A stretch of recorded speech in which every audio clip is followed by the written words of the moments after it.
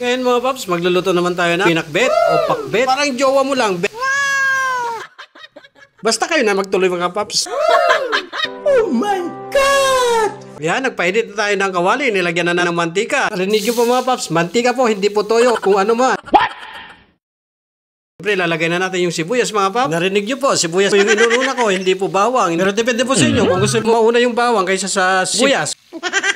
Pagkatapos natin may lagay yung sibuyas, nahalo natin mga paps, yan, ilalagay na natin yung bawang mga paps, yan, haluin lang ng ganyan, haluin ng maayos para hindi naman masunog yung ating niluluto mga paps, yan, kung ayaw yung main ng uli. Joke lang mga paps, haluin lang natin mabuti mga paps, at bahagyahinaan yung apoy para hindi naman masunog yung ating niluluto. Lagay na natin yung ating chicken breast mga paps, o English yan, chicken breast, ibig sabihin nyo, basta manok mga paps.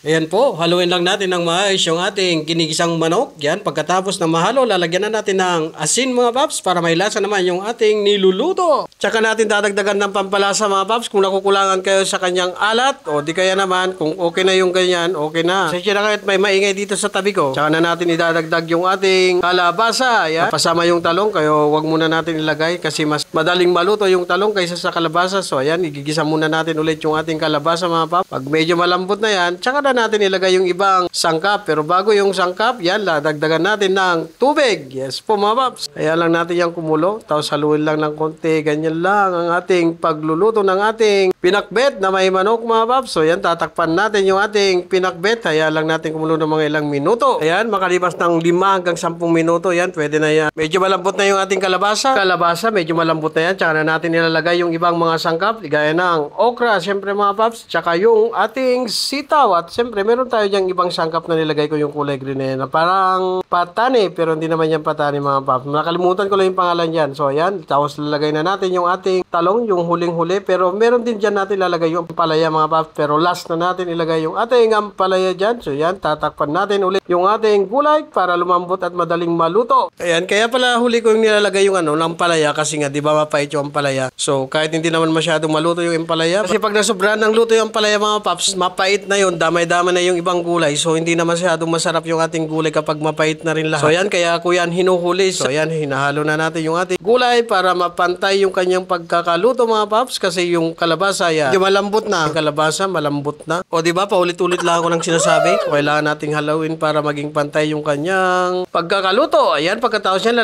nilagyan ko na yan ng minsan di ko na rin alam kung anong mga sasabihin ko ba. Bagoong isda, yes, kasi yan yung aming tunay na sangkap sa ating bagoong bagoong daw sa pinakbet mga paps. Yan. No. Mali-mali na ako ng mga sinasabi. Kaya nyo na mga paps. Yan, patapos na. Ako kanina pa talaga ako pamali-mali ba ng mga sinasabi. Tayo sa ating pagluluto ng pinakbet. Uy, sarap naman mga paps. Ayan. Malapit na maluto yung ating pinakbet. Tingnan nyo naman. Sarap na yung ating pinakbet na may manok mga paps. Tuwa na naman yung aking mga kaibigan mga paps sa aming ulam. Ito na lang mga paps. Salamat po sa panonood. Thank you. Bye-bye!